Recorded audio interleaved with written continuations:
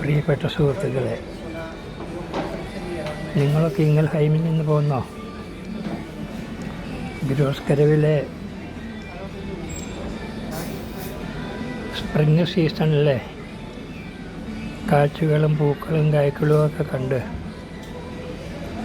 ഇൻഗൽഹൈം മറന്നോ അല്ലേ? പക്ഷെ ഞാനേതായാലും മറന്നിട്ടില്ല. നമ്മൾ ഒരു കഥാപാത്രത്തെ മാത്രമല്ലേ നേരിട്ട് പരിചയപ്പെട്ടുള്ളൂ. പക്ഷേ ആ കഥാപാത്രത്തെ പറ്റിയെങ്കിലും നമുക്ക് വ്യക്തമായൊരു രൂപമുണ്ടോ? നമുക്കൊന്ന് പുറകോട്ട് പോവുക, ചിന്തിക്കുക. നമ്മൾ +2 സ്റ്റുഡൻ്റായിട്ടോ ഫസ്റ്റ് ഇയർ BA ആയിട്ടോ ഒക്കെ പഠിക്കുന്ന കാലത്ത് ഒരു നോവൽ പഠിക്കുകയും അതിലൊരു പാത്രനിർണ്ണയം ചെയ്യാൻ ആവശ്യപ്പെടുകയും ചെയ്യുമെന്ന് വിചാരിക്കുക. എന്താ ഈ നിർണ്ണയം, പാത്രനിർണ്ണയം എന്ന് പറഞ്ഞാൽ കഥാപാത്രത്തെ പറ്റിയൊന്ന് വിവരിക്കാമെന്നേ അർത്ഥമുള്ളൂ. ഇവിടെ നമുക്ക്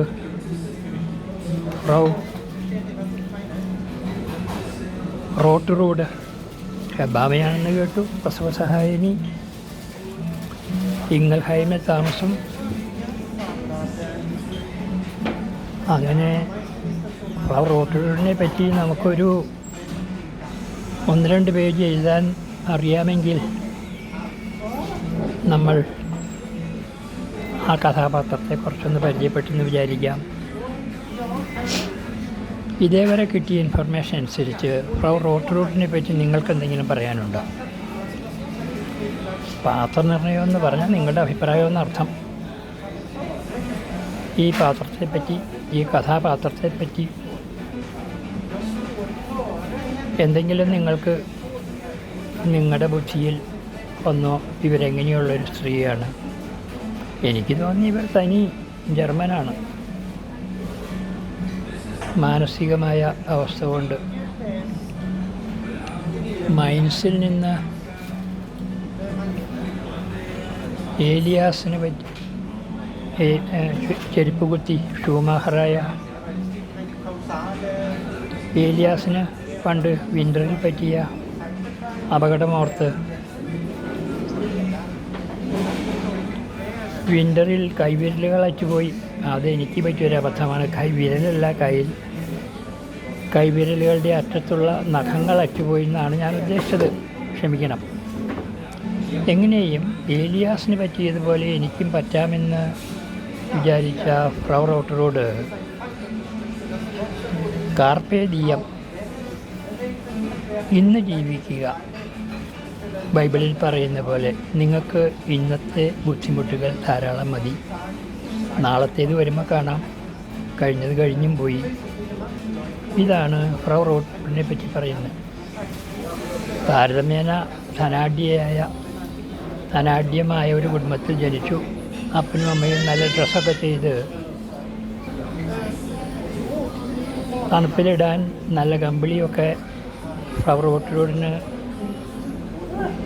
അപ്പൻ വാങ്ങിക്കൊടുത്തിരുന്നു.